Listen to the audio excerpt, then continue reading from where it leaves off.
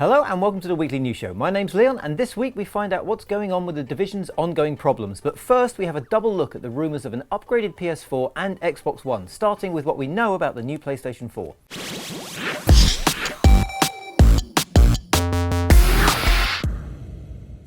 All that new PS4 talk seems to be gaining traction this week, with details allegedly outlining its upgraded specs and Sony's very specific plans on how developers should use it. The PS4.5 is currently codenamed Neo and includes a faster CPU and GPU and better memory access. In small words, that means it thinks faster and makes things prettier.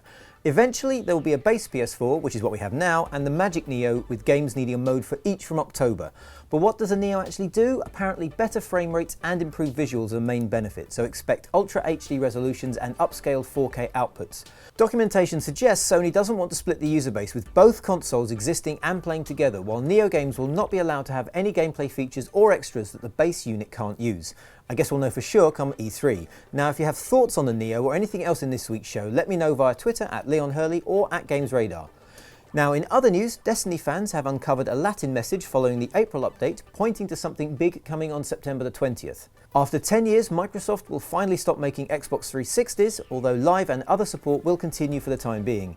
And BioShock creator Ken Levine has revealed a new side project, an interactive reboot of The Twilight Zone, which is a twist I don't think any of us saw coming. Now, Sony apparently isn't the only console maker eyeing an upgrade, with whispers of a new Xbox One also re-emerging this week. The idea of an improved Xbox One has had a slightly unclear path, with Phil Spencer initially backtracking after mentioning the concept. However, he has previously said that he wasn't a fan of what he called Xbox One and a half, stating instead that he preferred a really substantial change and an upgrade if anything like that was to exist.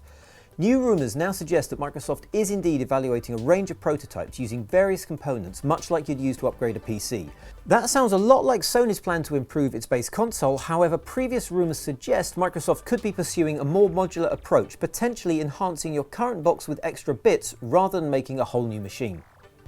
The Division is quite literally struggling to get its game on, with a whole range of problems, glitches and exploits getting in the way since launch. For example, after a bug stopped daily missions updating, level 30 players will now get 150 Phoenix credits if they log in this week. That's the post-level cap currency used to buy high-end gear. Players that were also locked out of the game due to a backpack bug will get 500 Phoenix credits and 10 lots of top-level crafting gear. So that makes up for some of the earlier troubles, but then there are the glitches. So many glitches. Top of the list so far is a portable cover bug that lets you cheese the Falcon Lost incursion. Ubi are currently preparing to punish players who abuse that, potentially with a 3-day suspension. And more recently, a new exploit using the competent talent is letting players add an almost infinite damage buff to their guns.